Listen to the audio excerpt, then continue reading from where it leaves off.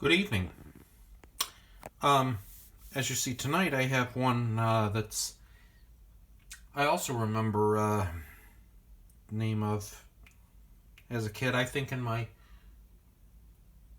one of my local markets, there was a neon sign for this and Schlitz and Lowenbrow and a few others. But tonight, as you see, I welcome you to the Schaefer Circle. I just picked up a 30-pack of this today. It was $27.99 for that. So a can that's 93 cents. I worked it out, so that's pretty good value, isn't it? Now this has got a lot of good reviews on Beer Advocate and so forth. It rates an 82 there, which is good, they say.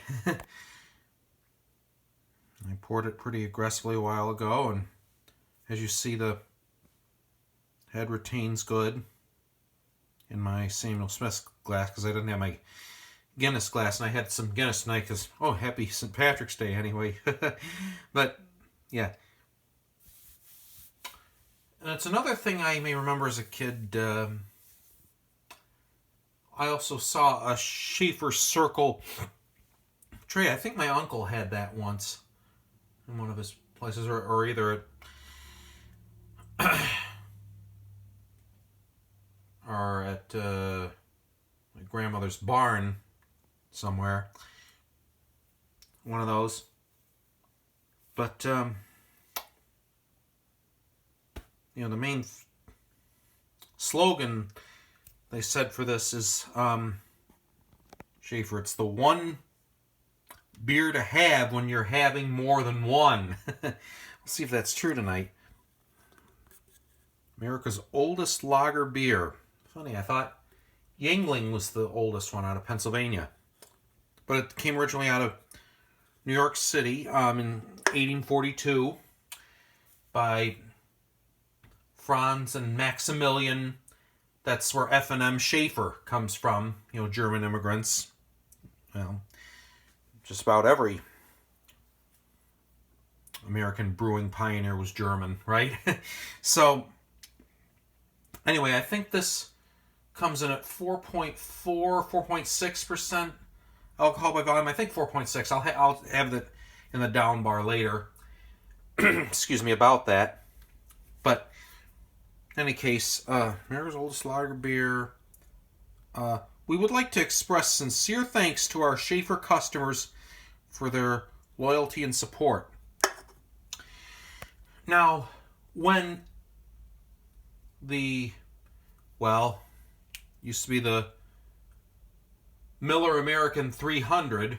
Well, before that, it was the Schaefer 200 held in Syracuse, which, as I said, this was out of New York City originally.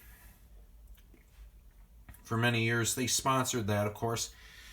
Then in 1981, its assets were sold to and bought up by Stroh in Detroit. And since 1999,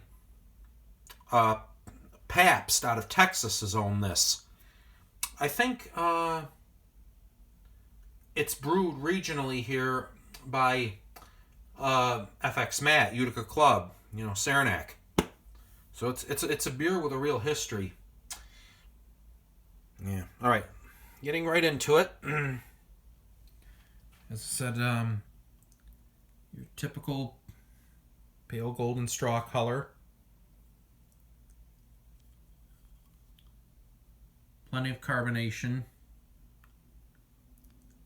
Head leaves nice lacing. Nice retention. There's a good shot of the carbonation.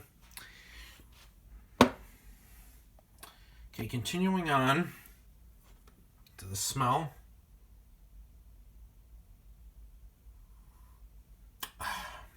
Just your regular run-of-the-mill adjunct lager smell. It's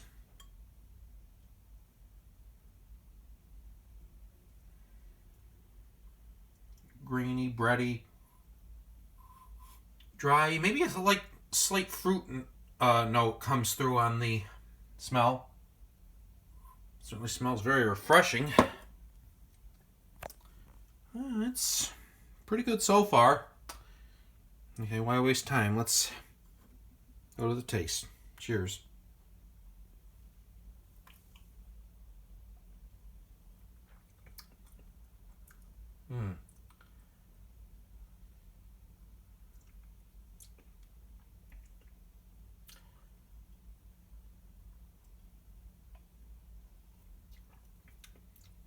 You know,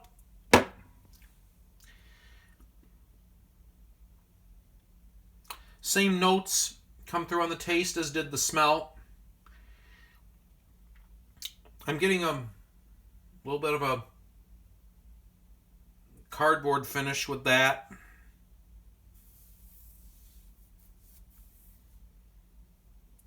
It's slightly warm now. The beer. I'm thinking if this were cold, it would be really nice and refreshing given that carbonation.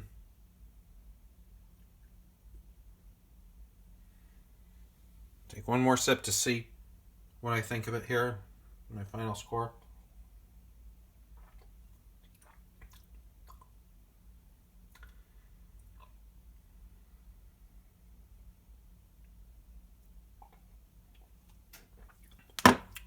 Yeah, I think I like the Molson Golden better that I just did. And I think I'm going to give it... I think I agree with Beer Advocate. I think which was 82, which is like a 3.75 out of 5 for Schaefer beer. All right. Take care. Have a happy rest of your St. Patrick's Day, even though this is not an Irish beer, of course. But see you next time. Cheers, and so long from the Schaefer Circle.